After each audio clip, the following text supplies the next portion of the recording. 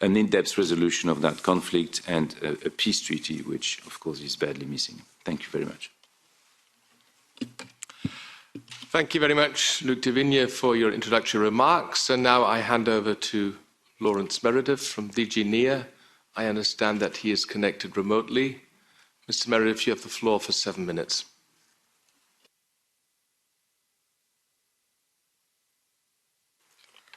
Please press on the speak button. Thank you. Only once. Hello? Yes, we can hear you, but we cannot see you. Good morning. We can hear you, but we can't see you. I'm very sorry about now this. Now we can see you. Fine, go ahead. Okay, super. Thank you. I'm so sorry. We had huge difficulties with the internet this morning. I do apologize, Chair. No, thank you very much for inviting me to join this very important meeting. I would have liked to have been there in person, but unfortunately my son got COVID last night, so it's been a little bit of a frantic 24 hours. I would just like to be very brief and add to what Mr. Devine has already said. I joined Commissioner Vahe in his recent meetings with all three foreign ministers of the Caucasus and the margins of the Eastern Partnership Ministerial a couple of weeks ago. And of course, that was shortly before or the day before the tragic resumption of violence between Armenia and Azerbaijan. I just want to be very clear on our side, on the European Commission, that we are extremely committed to do everything possible to enable a sustainable peace in the interests of all the countries of the Caucasus. And I think Mr. Devine has been very clear also about the actions, both of the External Action Service and President Michel. I know that's also the ambition of this House. On our side, we're ready to mobilize all our instruments. We've already put 17 million euros of humanitarian assistance following the 44-day war last year. We're looking at all the options now as to how we can engage and regain trust between the parties in this situation, especially important on the eve of the Eastern Partnership Summit. We're also looking at, in the context of the proposed economic and investment plan, Commissioner Vahe and our services are looking at all the possibilities to invest in a way that is in the interests of the parties in a sustainable peace. So in particular in those regions affected by conflict, and to see how we can strengthen connectivity. And of course, the crucial principle is it must be what the parties can agree on. That is paramount, and of course we do so all in support of the agreed formats. We also know that the Georgians are reaching out and seeking to undertake mediation facilitation where the parties can agree to that, and that has the full support also of our side. So we will mobilize our instruments. We have, as you know from this House, a program called EU for Dialogue. Of course, the situation has changed so substantially since it was initially designed, but it is a flexible instrument, and it can allow both for confidence building and for some socio-economic support. It also works in partnership with the UN, with civil society, and with member states. So on our side, we're strongly committed to find every way possible to support steps towards a sustainable peace. Thank you very much, Chair, and apologies for the connection difficulties. Thank you, Mr. Meredith. I will now give the floor first to the chair of our standing delegation with the countries of the Southern Caucasus, Marina Kaljurand. Is she connected? Good morning. Thank you, Chair. And to start with, I would really like to thank Mr. Devine and Mr. Meredith for being with us today and explaining the situation. I absolutely agree that the situation 1 year after ceasefire is worrisome, is troubling, is tense. And that is the reason why with standing rapporteurs on Armenia and Azerbaijan, I have been keeping very close eye on the situation, and we have tried to make our positions very clear with the statements that also Chair mentioned. I have had bilateral meetings with the Armenian Foreign Minister, with Azerbaijani ambassador, Armenian ambassador, and if I might say on a very subjective feeling, then I do not see today much appetite for reconciliation. There are still lots of accusations coming from each side. Unfortunately, rhetorics, especially from Azerbaijani side, has not changed. There are smaller things that are not small in this context, like the Victory Memorial in Baku, which definitely does not help to making the situation better. You mentioned very right points, and I would like maybe to underline a couple of more. In Strasbourg, in 2 weeks, we will have PCC with Azerbaijan. Unfortunately, the normal working routine was disturbed by the COVID pandemic, but in February, I hope to go to Yerevan and finally start meeting people face to face. But now coming to the PCC with Azerbaijan, I see a new trend. Azerbaijan refuses to put on agenda Nagorno-Karabakh. So the question they are trying to show now is the conflict between Armenia, Azerbaijan more widely. And if we look at the recent border incidents on internationally recognized borders of Armenia and Azerbaijan, that trend for me is also worrisome. There are still captives, prisoners of war, other captives, and with the recent clashes, I understand that the number has again grown, with additional 30 plus Armenians being arrested. The question of connections, I do see that there are positive improvements, but at the same time, the location of the connection, I do not want to use the word corridor, creates lots of tensions. Where Armenia wants to return back to the routes that were used before, they're referring to the Soviet time routes. Azerbaijan wants to find the new ones. So here is also one of my questions to the speakers.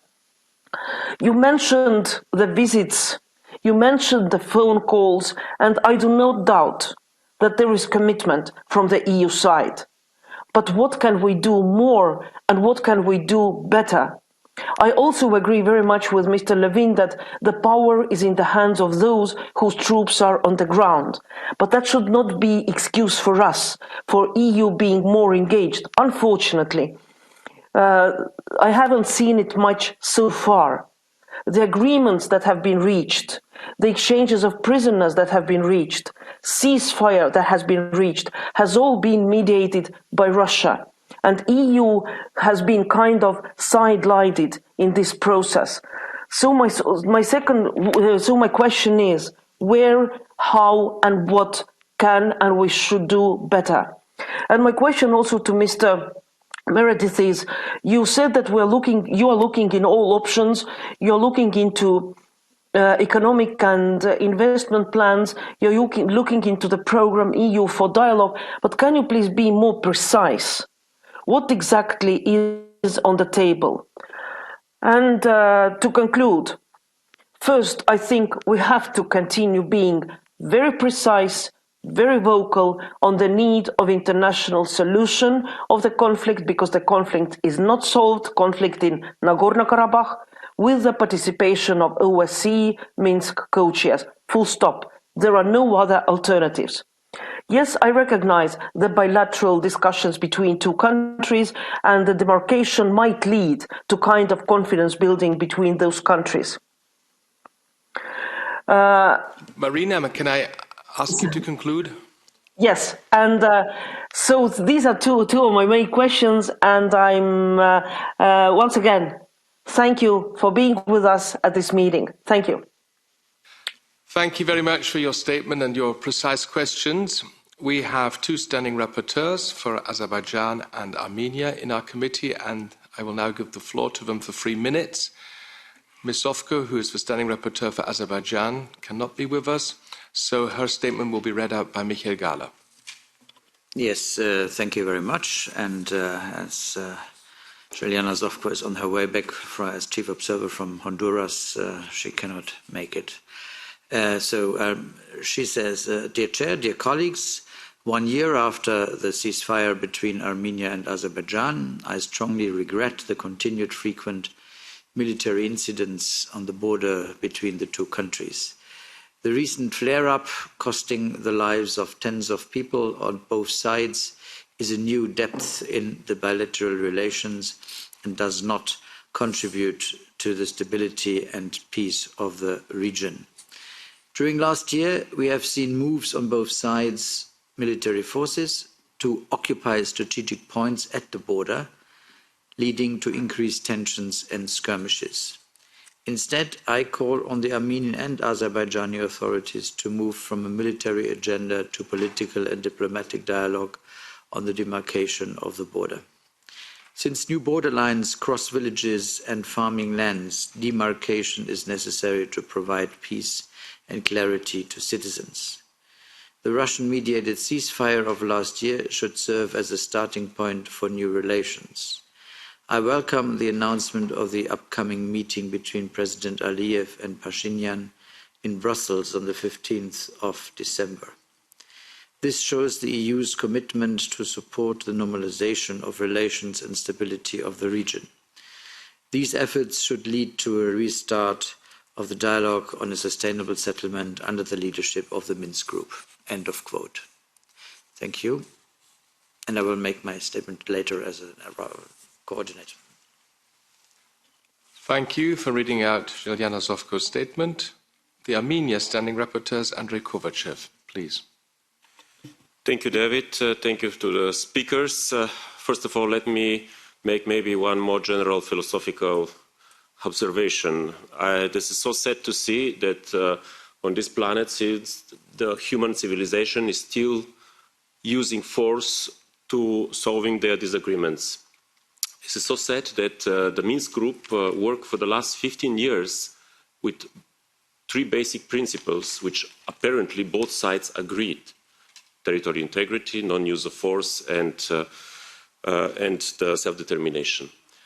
Finally, that was from the one side resolved by military force, and is continuing to see that who is stronger, the strongest takes it all. We are very nice, what also the speaker said, we are committed, we make statement, and I would like to thank you very much to the Madam Kalurant for her engagement, and together with Juliana Zofko and myself, we are following and we also do statements. But the European Union is not seen as a, as a credible negotiator or broker. This is the only thing what we have, and what's very correctly said is the Minsk Group role, the Minsk Group co-chair. However, the one side, because I met also ambassadors from Armenia, from Azerbaijan, on one side it's very clear that they consider this basic principle of the Minsk Group from the last few decades non-existing anymore. They are even not talking about possibility of autonomy. This is territory of Azerbaijan and basta, and nothing more. I'm very skeptical, and I'm very, also disappointed. Okay, we have 1 year since this trilateral agreement. We have seen so many violations of this, even this agreement. It is to be welcome all kind of meetings between the both leaders, Pashinyan and Aliyev, now last in Sochi with this short statement. The initiative of President Charles Michel is also to be very welcome. But if something tangible will be achieved, this is a big question mark. Without reconciliation, and this House mentioned very clear that it's a prisoner of war covered by the Geneva Convention. So please also use this, not say that the one side is considered them as a terrorist, so this is why they are not going to release them. There is an urgent need of reconciliation for the both sides. These people need to live together for the future. They are neighbors. So we need to push both sides to stop with the hostile rhetoric and to close this park, to stop with violence using artillery, to stop catching people, and to try indeed reconciliation. The young generations need perspective in this region, need indeed infrastructure, IT, airports, whatever, opening borders, etc. All these points are very, very relevant. But first, need to stop with the hate and the hostilities. Thank you very much. Thank you, Andrei Kovachev. Now, the coordinators have the floor for 2 minutes each, and from the EPP, I give the floor to Michael Gahler. Thank you very much. I do not want to repeat what has been said by, among others, Marina Kaljurand and also by Andrei Kovachev. My question goes more in the direction how we as the European Union can upgrade our relevance. I mean, from the outset, we have not been as European Union in the Minsk group. I mean, it's clear France acts on our behalf, and that's fine. And still, somehow, I have the feeling a real added weight could have been there if we, as a union as a whole, had been present there. The next question that I ask myself is there a coincidence why these violence, these things flare up now? Have we got an explanation from intelligence sources or why it is that it happens now? I mean, it coincides with other parallel, smaller and bigger events in Central Eastern Europe and up to the Balkans. Is there a concerted background from Moscow? I mean, if I look at Belarus border, I look at the arms massing up on the Ukrainian border. I see what happens in the Republika Srpska. I see the pressure of Gazprom on Moldova. And now these things, is that a coincidence, or do we see a common denominator there to create little conflicts here and there at the same time in parallel to keep us busy and perhaps distract from the real thing? And is the real thing a planned invasion, well, on Ukraine from the Russian side? These are all, for me, question marks that remain unanswered. And with the particularity now here on this, have we any insight? Who has an interest now to have this happening again at this moment? Thank you. Thank you. For the S&D, Nacho Sanchez-Amor. Thank you, David, our guest. First, let me come back to my motto, David. If Mr. Michel is conducting European foreign policy, it has to be accountable before this Parliament. And I come back to the issue. Some of the colleagues said we have been sidelined. No, we have been offered even an entrance. We have been there. For that reason, we can be sidelined. And the question is, we are now trying to reshuffle a Minsk group that apparently is not functional. And for that reason, we have to assess what is our position towards Russia as a broker. Do we support Russia as a broker? Do we want to be a co-broker? Do we want simply to accept the fact that Russia is the only broker and the only guardian of the agreements? We have to be clear on that. Of course, we can offer our help in the framework of our neighbourhood policy to try to push some points of the agenda. In my view, one has to be this contact line, or partial contact line has to become an accepted international border to try to clarify the issue. The other one, and I asked to our colleagues about the corridors, especially the corridor between the current geographical borders of Azerbaijan and Nakhchivan. Do we consider that the corridor is included in some way in the agreements of the last year or not? What is our assessment of this quarrel? The other thing is we have to ask clearly to Armenia to deliver the maps of mining. This is an international obligation, and we have to And we have to convey this message to Armenian side, and of course we have to help finish the question of the both prisoners. Thank you for both guests, and please, could you be more specific, or could you elaborate on the issue of the corridor, because it, of course, has to do with the position of Turkey in this area.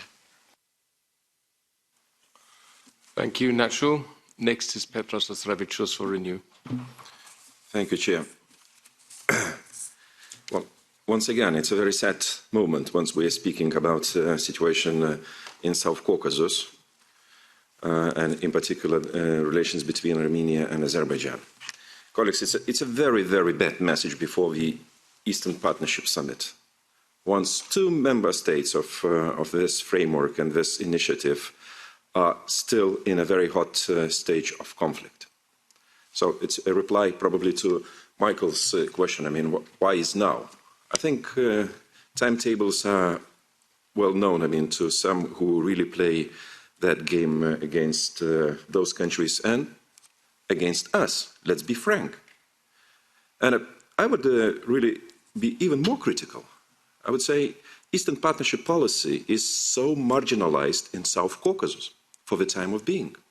With the political tensions in Georgia, with the open conflict between Armenia and Azerbaijan, we are losing 50% of our, let's say, assets in the Eastern Partnership strategy. Indeed, Mr. Chair, I wonder, what is the role for Special Representative? Is he somewhere now? I mean, why he didn't join us today? Why we didn't receive a good briefing from him? That's his business. Is he involved in some special, very special, we can't hear, we can't be informed? Sorry, I'm losing track. I mean, I do not know, I mean, how the foreign policy is made. I mean, probably by some magicians, but I don't know the names, even the place. I mean, they do some magic things. And reply again to my good Social Democrat colleague. You know, I have a feeling that it's a football match, but the referee from time to time joins one or another team. And that referee has a clear name. It's Russia. Okay? It pretends to be a referee, but it's not a referee. I mean, it depends on the stage of the game.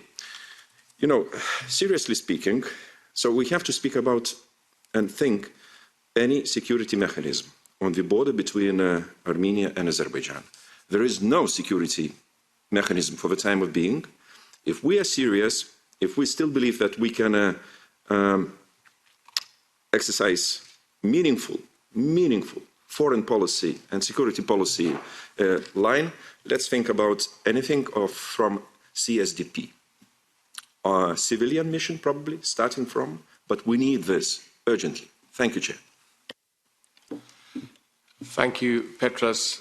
Let me just say that at the beginning, I explained that we had invited the Special Representative for the South Caucasus and Crisis in Georgia to this meeting. Regrettably, can't be with us. Why? Because he had to cancel his participation because he's actually in the region just now in the moment. But I guess that Luc de Vigny can explain more what Toivo Klaar is up to in these days. Next is Marketa Gregorova for the Greens. Is she connected remotely? Yes, can you hear me? Yes, I hope so. Amazing, thank you for this, Chair.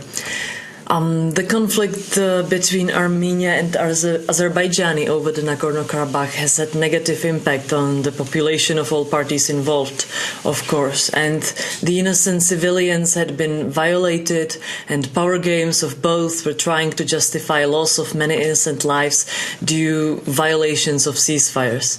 It is not acceptable that peace agreement is not fully complied, and prisoners of war are still in captivity, including those captured during further clashes. I would like to also remind here to the respective parties that any violence, harassment and ill treatment of prisoners are simply not acceptable, and that the provisions of international humanitarian and human rights law must be fully respected. Despite the agreement, there have been repeated clashes, and only a few weeks ago fighting with the use of armoured vehicles and artillery took place again at the borders, which led to the most serious incident between the two since the end of the war.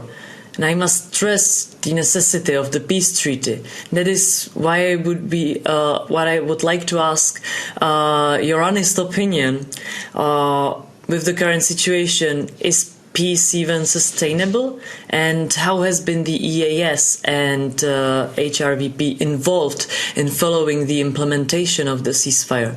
Moreover, what has been done in order to support stabilization, post-conflict rehabilitation, reconstruction, and confidence-building measures? And what formats of cooperation with EU are discussed with both of the parties? Lastly, what are the concrete plans for the Eastern Partnership Summit in regards of the conflict resolution, overcoming tensions and maintaining a peace truce? Thank you. Thank you. According to my information, the ID and the ECR have not requested to take the floor, so I can now move on to the left. Stelios Kologlu, are you connected?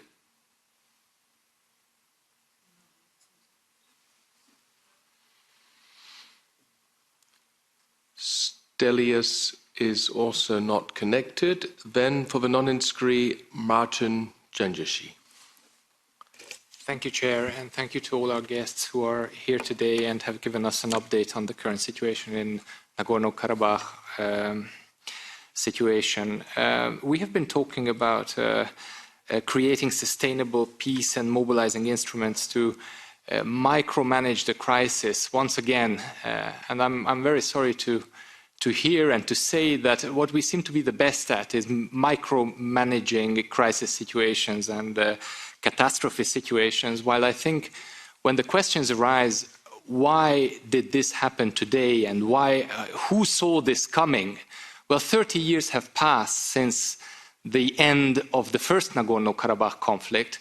Since then, all those institutions that are Western institutions, ever since the beginning of the 20th century, the world order is basically governed and managed by Western institutions. The UN, OEC, NATO, all these organizations have issued dozens of resolutions on the subject of Nagorno-Karabakh, which have said that the territorial integrity of Azerbaijan must be protected, minorities, ethnic minorities' rights should be respected and safeguarded.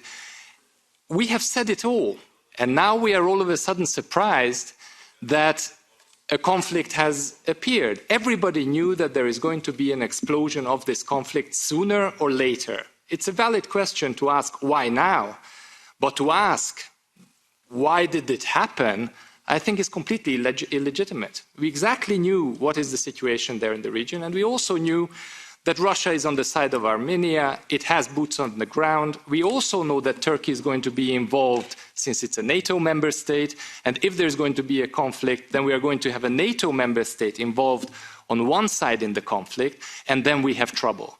And we are being sidelined, we are looking at the situation and asking ourselves the question, how did this happen and how did this occur?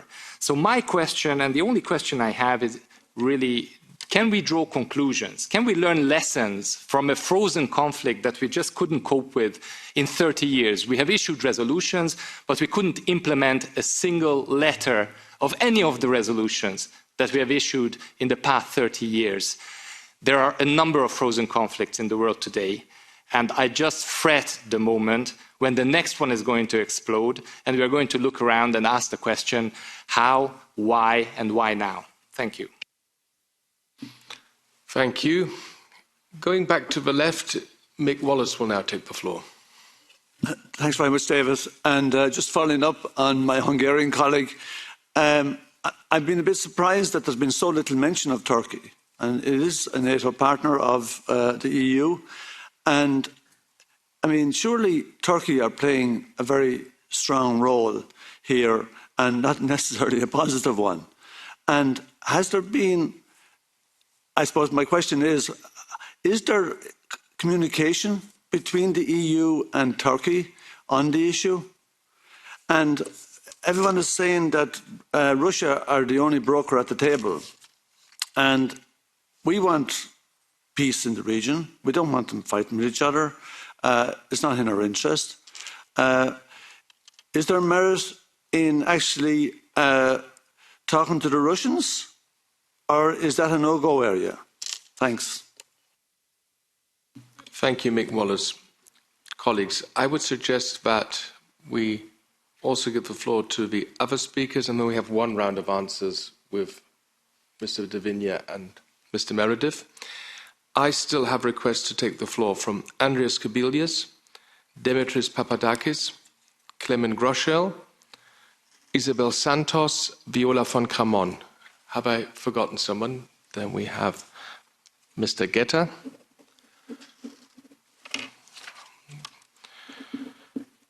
Enough. Anyone else? Okay, then we have 1, 2, 3, 4, 5, 6, 7 colleagues who can take the floor. If you can keep it to 1.5 minutes, then I would be very thankful. Andreas Kubilius is first. Well, thanks a lot, Chair. To continue some comments, what we see in general, in not only in South Caucasus, but more broadly in Eastern Partnership, we can see really that Russia, first of all, is very actively creating conflicts, and then Russia is pretending to be the single, peace broker. That is in general. Second, all the formats where either EU or OSCE or different countries are participating, trying to resolve those conflicts, Minsk Group, Minsk Process, Normandy Format, Geneva Talks, whatever. I don't know, all the names even. They are not giving any kind of, effective outcome or result. Yes, those are the formats which we have the only ones, but we need to be very clearly, we need to see very clearly that they are not bringing any kind of outcome. So we can guess why, maybe Russia is, playing games, whatever, but that is reality. So we can continue with the same formats and we shall have the same results. Last point, this is a special case, of course, Armenia and Azerbaijan. Two countries which are fighting each other, both partners in Eastern Partnership. What is the problem? Peace is not bringing benefit for them. That is a problem. They do not see what they will get if the peace will be established. We are not offering them any kind of, big investment or whatever, and then the war for them is more popular. They do not know who will win, but at the first Armenians won, now Azeris won, and that is how things are going on. So either we shall show them that the peace brings beneficial outcome, or we shall continue in the same way as we have now. Thank you, Andreas. Dimitris Papadakis, please.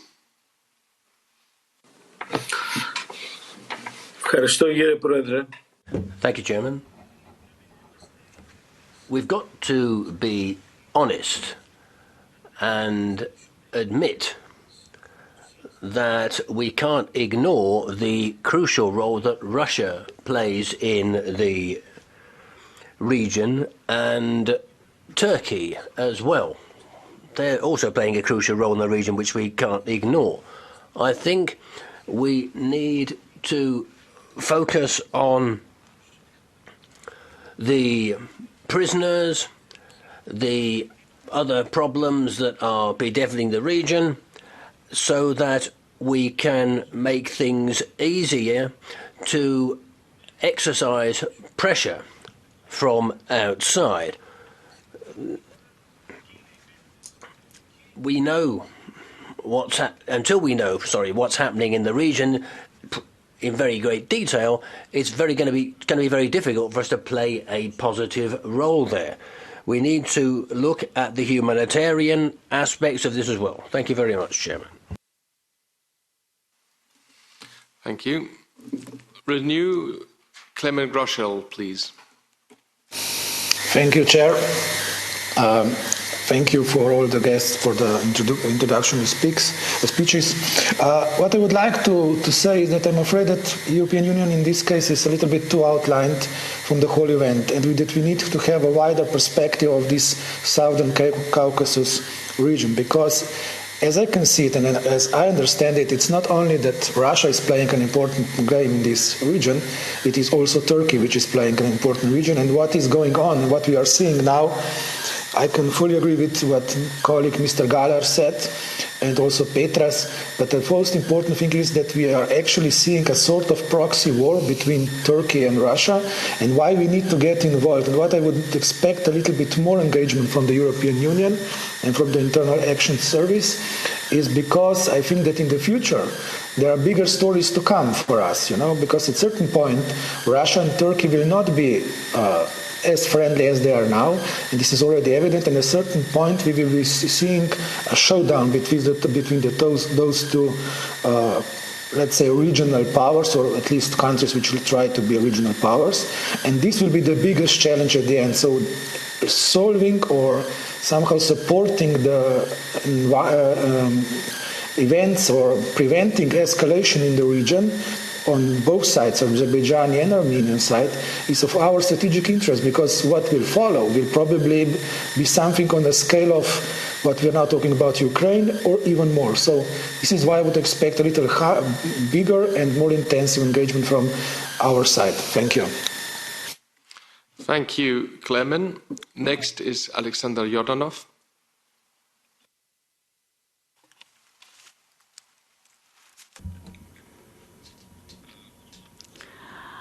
Thank you, Chair. There are two questions, there are two issues that are focusing the attention of the international community. On the one hand, the issue of the borders between the two independent states, and the second issue is on the attitude of the Azerbaijan authorities to the Armenian population in Nagorno-Karabakh. And here we need to face a dilemma that has recurred again and again and again and has been debated in Parliament too. This is the opposition between two fundamental principles. On the one hand, the right of the nations to self-determination, and on the other hand, the principle of territorial integrity. This dilemma can be resolved only through mutual agreement. However, I agree here that until Russia is the so-called broker or mediator in this conflict, in practice, we have a problem not only with these principles and with the issue of the borders and with the attitude to the Armenian population. We have a problem with democracy in that region, and herein is precisely our role, and we need to work so that Russia can leave its role as mediator, Turkey can abandon its role as mediator, and the European Union to be the intermediary if these two countries consider themselves to be democratic states that wish a democratic future. Thank you. Thank you, colleague Yordanov. Isabel Santos. Muito obrigada, Sr. Presidente. Thank you, Chairman. Basically, I can repeat the speech I made about a year ago, which makes me very sad. The European Union's attitude to these frozen conflicts is just wrong. We are leaving the field open for other players to enter instead of us. We should be much more worried about Turkey and Russia. What I wanted to ask our EEAS representatives who are here in the meeting is a very specific question. The European Parliament has adopted various resolutions, but I'd like to mention the most recent one we've adopted on the conflict and ask how many and which points of this resolution have actually been acted on by the European Commission or the EEAS. Can you clarify that for me, please? Thank you, Chairman. Thank you, Isabel. Yola von Kramon. Thank you, Chair, and thanks to the EASS and to the Commission for presenting their views. What I've heard, and I share many of the colleagues' views here, that the Minsk format hasn't worked, that the EU was not present, that a telephone call is surely not enough, that people are rather frustrated, not just because the exchange of soldiers, prisoners has not worked, landmines are still there, but that the EU is mainly absent. And so it's good that Charles Michel will hold mediation talks and the framework of the summit of the Eastern Partnership, but this is not sufficient. We need any kind of a committed long-term, as Petras has proposed, security mechanism or something more persistent, and it should be in our interest to be present and not just to pay there. I think that France was not the honest broker on behalf of the European Union, so let's really be honest and find something else what makes sure that the 3+3 format is not what the region needs. Iran, Turkey and Russia would not be the, let's say, progressive forces which would be seen from the Armenian, but also probably from the Azerbaijani side for their long-term perspective. So I would like to see Mr. Borrell and others leadership from the European Union put together their forces and set up a task force, shuttle diplomacy with a presence on the ground, and then also keep accountable here in front of the Parliament. This would be what it needs. Thank you. And the final speaker is Bernard Guetta. Merci, Monsieur le Président. Thank you, Chairman. I hate to have to say what I'm going to say, and you're going to hate me for saying it, but I fear that in this conflict, right now, we've got very few means to involve ourselves. Like other speakers, I recommend, therefore, that we focus on the problem of prisoners and mines.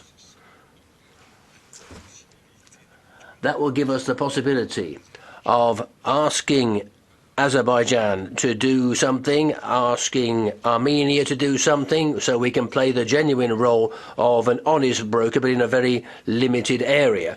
In the long term, as to what the EU can do, I would say that, remember that the source of this conflict was Stalin's divide and rule policy, and include in the territory of certain of the then Soviet republics little pockets of population from other republics. That's where it all started. So let's say that, and let's say very clearly that that can be solved, that crisis, will be when Armenians and Azeris agree to bring to the table not just negotiations about Karabakh, but also about Nakhchivan. Thank you very much, Chairman. Merci bien. No further requests to take the floor, so we now have about 20-25 minutes to conclude. I would suggest that first, Mr. De Vigne, you try to answer as many questions as possible. There were some rather detailed, precise questions, and then we'll conclude with Lawrence Meredith. Thank you, Mr. Chairman, and thank you to the honourable members for the questions. So I have a few minutes to solve a 30-year-old conflict and what solutions can be brought. Bit of a challenge. But first of all, I think the EU does what it can. I do not accept the accusation that the EU doesn't do anything. I don't even accept the accusation that the EU doesn't do enough, because what more could be done? What more could be done in the absence of EU military force? And I note also that, by the way, amongst the Minsk Group co-chairs, not only France and Russia were there, but also the United States, who also do not have boots on the ground. So when the guns start to speak, as unfortunately happened last year, it's very difficult for diplomats to prevent that or to stop it, and this is what has happened. Now, I fully agree that that this ceasefire agreement, which is unfortunately not a peace agreement, has not solved all the issues, and we see it now. And this is, in a way, some form of failure for Russia as well as guarantor of that peace agreement, that it brokered. Don't get me wrong. I think it is good that the peace agreement was brokered, and I think the peace agreement is more important, and a ceasefire agreement, not a peace agreement, is more important than not to continue. The EU has already supplied humanitarian emergency funds, and maybe Lawrence will say a word on that, support for demining, financial support for demining through UNDP, and the political engagement has been there by President Michel, by High Representative, and by Commissioner Vahey. But at the end of the day, the EU cannot substitute the goodwill of the parties to make peace. The question of the EU role in the Minsk Group co-chair actually predates when the Minsk Group co-chair was founded in '92, so it predates when the EU had a foreign policy, but it's a good question indeed. On the questions on Mr. Sanchez was the so-called corridors in the agreement, I prefer to quote the agreement, which doesn't speak of corridors, but it says all economic and transport connections in the region shall be unblocked. Republic of Armenia shall guarantee security of transport connections between the western region of Azerbaijan and Nakhichevan. And the border guard service of the Russian Federal Security Service shall be responsible for overseeing the transport connection. So the whole debate is precisely that Armenia does not accept this name corridor, which would imply some form of absence of control. And so I prefer to quote, this is what I've done, the paragraph 9 of the ceasefire agreement of last year. On the issues of demining and prisoners, we have constantly, as honourable members have suggested, encouraged both parties, on one hand to hand over the demining maps, and on the other hand to release all prisoners and detainees, which is a necessary confidence-building measure. But both parties disagree on that. The Armenians say that they have handed over. The Azerbaijani declares that the maps were not reliable or are not sufficient.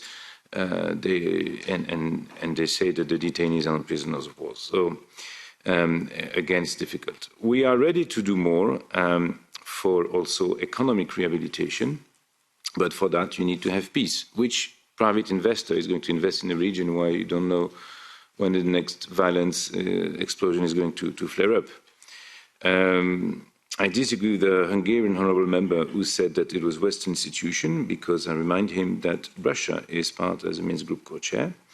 And on the question of Turkey, Mr. Wallace, yes, we do talk to Turks. Actually, Toyvukla was in Turkey meeting senior officials recently.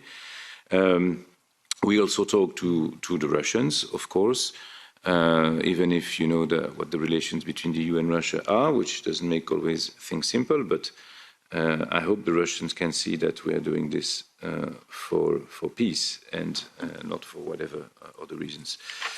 I think that that covers most of it. Yes, thank you. Mr. Chairman. Thank you, Mr. De Vigny.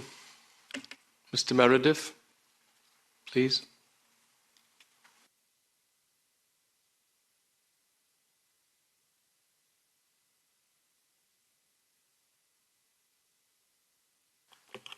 Mr. Meredith, can you refresh your connection, because your camera and your microphone is not enabled, so if you can refresh. Thank you.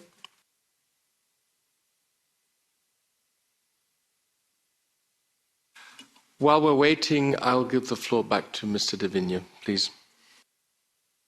Thank you, Mr. Chairman. Just one word on Eastern Partnership. I agree that it is, of course, extremely worrying that two of our Eastern partners are in that stage. But again, I don't think it's the EU's fault to be blamed. The Eastern Partnership is obviously not a format for making peace and for resolving a conflict. But I'm happy that it remains a very relevant format for both countries who have confirmed their participation at the 15 December summit. Thank you. Thank you. In the meantime, has Mr. Meredith refreshed his connection?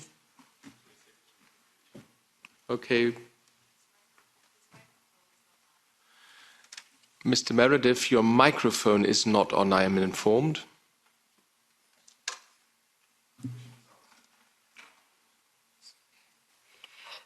Mr. Meredith, I see that you are using Google Chrome, so maybe if you could switch from browser and use Safari again, just to try if it works like this.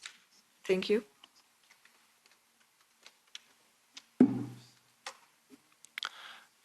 Would you like to take the floor again in the meantime? I think that some colleagues are still hoping for more.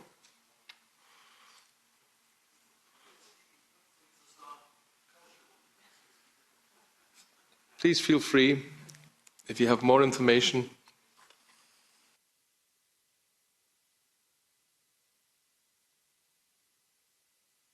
Oh, now he's connected. Okay. So, Mr. Meredith, please go ahead. Please press on the speak button only once.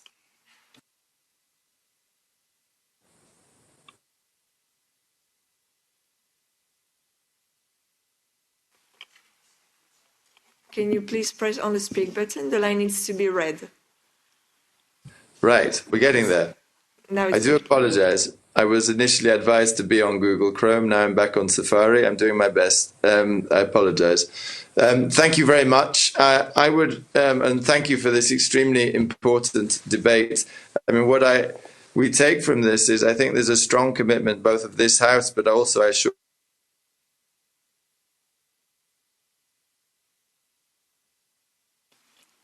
Mr. Meredith, we can no longer hear you, and now we can't even see you. Safari didn't help.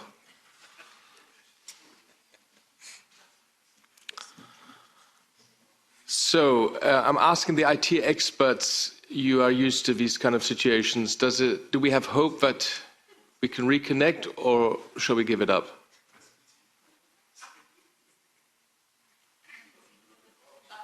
The nodding of the head means give up. Please take the floor. I can't hear you. It's his internet connection. Okay. So obviously there's no connection with Mr. Meredith. Mr. De Vigny, would you like to add something? What would Mr. Meredith have answered now? Thank you, Mr. Chairman. He may have mentioned the financial support that the EU is giving, and which we continue to do, particularly for the demining, 2.5 million. The humanitarian assistance was 16.9 million, which was provided to both countries on the basis of the needs. And we're ready to do more, but I think that that the political process needs to be done, needs to be restarted, and it is very much in the hands of both leaders. And I agree with those members who have said that negative rhetoric or so-called trophy museum, etc., do not help in this regard. The rhetoric needs to be toned down if one wants to start peace. We, as Europeans, are finished by that, know this since the EU was built after two world wars, as we all know. Thank you. Thank you. On that note, I can conclude today's exchange of views. Mr. Meredith, if you are still connected and you can hear us, perhaps we could receive your reply in writing, and it could be distributed to the members. I would like to thank you for being connected remotely, and Mr. De Vigny for being here in the room, for your contributions. Our committee will continue to follow the situation in the Southern Caucasus very closely. And in the second half of next year, we will work on two own initiative reports, one on EU-Armenia relations and one on EU-Azerbaijan relations. Colleagues, I hope this was an opportunity to reflect on the situation on the ground, and in the meantime, we will all hope that tangible progress towards a lasting peace can and will be achieved. Thank you very much for your participation. I close now the meeting, and the coordinators' meeting of AFET will start in exactly 14 minutes. Thank you.